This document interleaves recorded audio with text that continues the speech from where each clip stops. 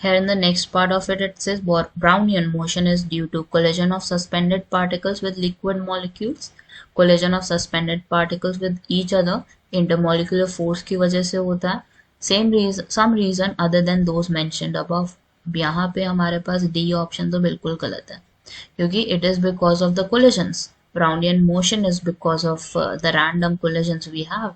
अब यहाँ पे collisions का दो ऑप्शंस हैं, A है या B है.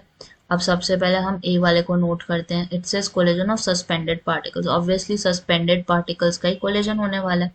They are saying with liquid molecules, and in the next one they are saying with each other. So out of these options I can go with A. B is correct as well, but यहाँ पे हमें liquid molecules दिया हुआ है, so I would opt this one.